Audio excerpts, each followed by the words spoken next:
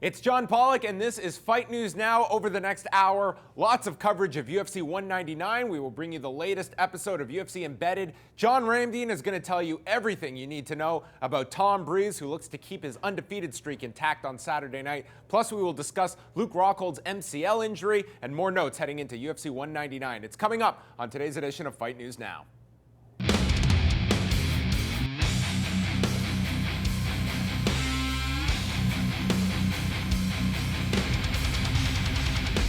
I am here with Robin Black and the press conference connoisseur himself, John Ramdeen, as we chat about UFC 199.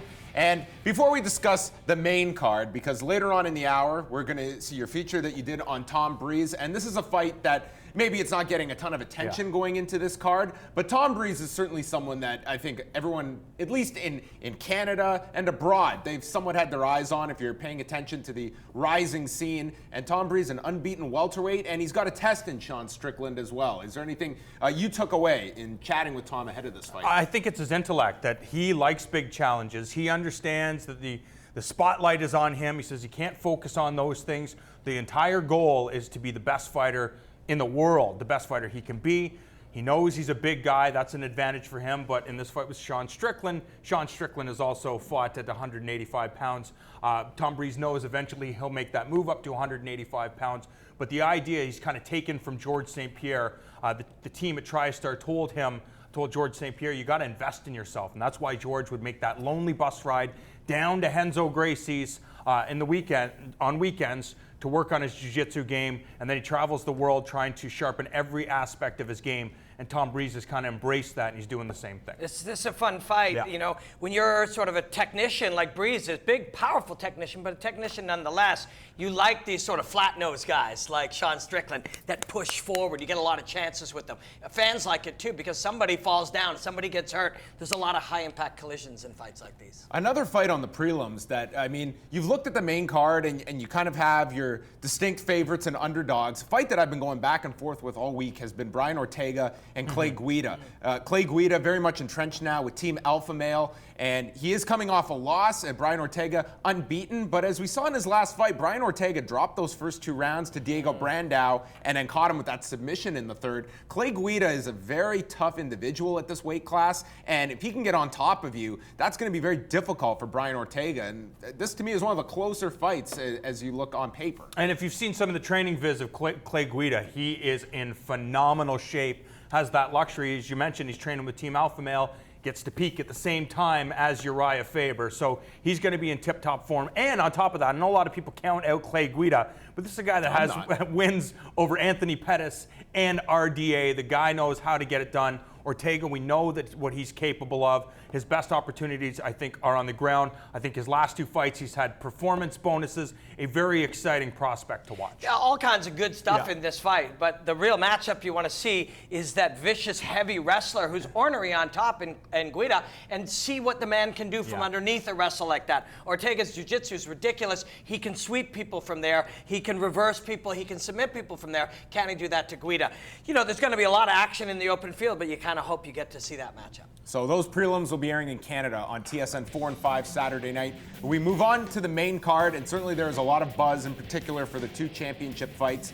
It's come out this week, Luke Rockhold revealing that he's been dealing with an MCL injury that he suffered about 12 weeks ago, and it's kind of limited his grappling in training. And then when I was speaking with both of these individuals, Bisping was stating, you're throwing that out there as making an excuse already. And Rockhold said, no, I'm just pointing this out for how easy it's going to be to win this fight, even without my knee. Yeah, I think Rockhold, I mean, it makes the most sense if you have the opportunity to fight Jacare or Michael Bisping. You know, Bisping's been in Toronto shooting a movie for the last 3 weeks. Jacare just had a training camp where he defeated Vitor Belfort. And if your knee is injured, Luke Rockhold has faced both of these guys in the past. He knows what both men have. He's seen the evolution of Jacare's game. If you're smart, Michael Bisping would be the better bet if you are injured. You're also talking about when you're dealing with a pay-per-view and the financial success of it, it's a no-brainer that you want there's no way you're getting a press conference like you did on Thursday with Jacare on the other side. Speaking of press conference, we've noticed, and I think a lot of people have noticed, that there's been an acceptance or almost encouragement of these martial artists to call each other names and just swear at each other, call each other doofuses and stuff. And that's really not all that becoming a martial artist. But at the same time, I started to realize and think about it yesterday, there is other stuff at play. There's some interesting things at play. When you see the confidence of a Bisping and a Uriah Faber, that swings people's opinion. The betting line on Bisping has changed dramatically since that. One guy saying he's injured, the other guy saying, and you can feel his confidence. This affects how people view fights. And it isn't just, you're a doofus, that gets people buying pay-per-views. It's the idea that maybe, just maybe, we'll hear and new from one or both of them.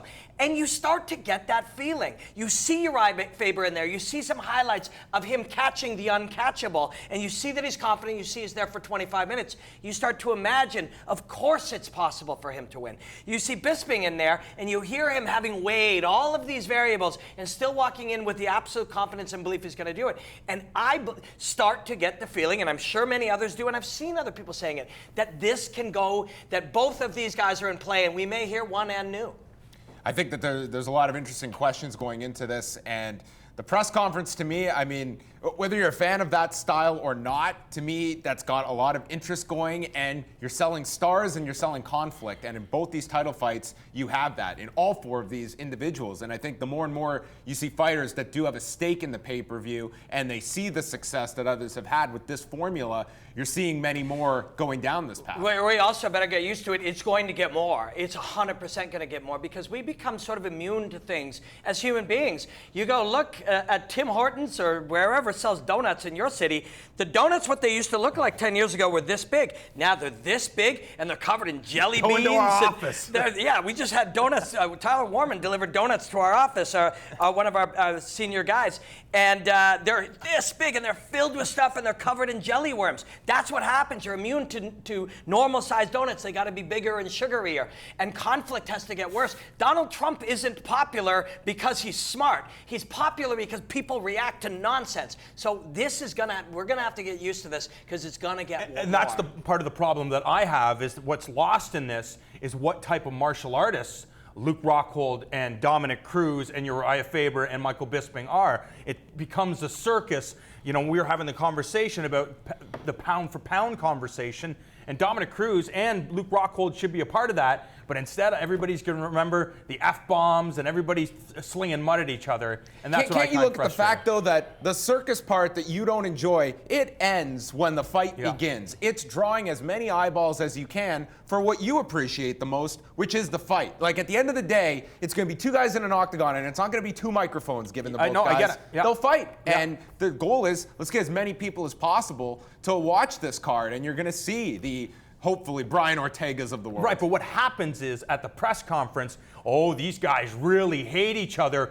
They're going to punch the living shit out of each other. And it doesn't always necessarily work out that way. It's take your time, play the outside game, instead of, just a slugfest between two brawlers, and people can get disappointed by that instead of looking at it from a martial arts standpoint. It's true, and it's got, like I said, it only gets worse. This is how it happens. This is part of the entertainment of anything. There was a time where people wanted to hear the best person play guitar and sing. That's what they wanted to hear. Later, they had to have the biggest breasts, the flashiest outfits, the best makeup, the fanciest names. It's just what happens. But it can also be our job and the job of many others like us to, although you use entertainment and you use sizzle to sell these things, there are people, many people who want to see the pure sport perspective, the beauty of the martial arts, and we can embrace that part of our job. Let's touch on some of the other fights before we wrap this up. What are you expecting, John, from Dan Henderson? He's 45 at this point. He's 2-6 in his last 8. This is the final fight on his UFC contract.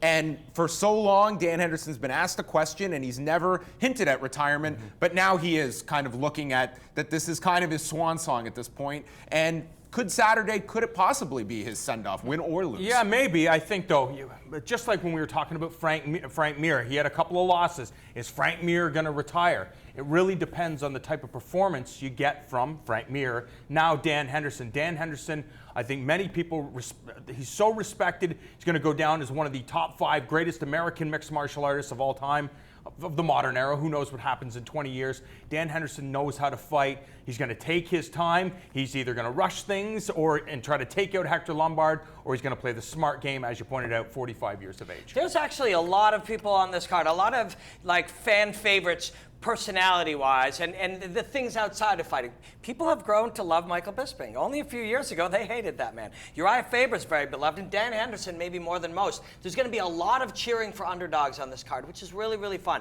You really do want to see Dan Henderson manage round 1 and start to take over in 2 and have a big night. And if he's deciding to go out, you'd love to see him go out with his hand raised. One more H-bomb, one more sizzler. You know, that's what you'd like to see for him. Fight of the night, Mr. Randeen. Oh, man. I think it's going to have to be the main event. Michael Bisping, Luke Rockhold, 2 of the most exciting fighters and talented fighters. So you have to go with that. I think so, too. I think this is, man, it has shaped up to be such a brilliant night of fights. One I've been looking forward to more than a lot. As it keeps building throughout the night, you should have the best fight last.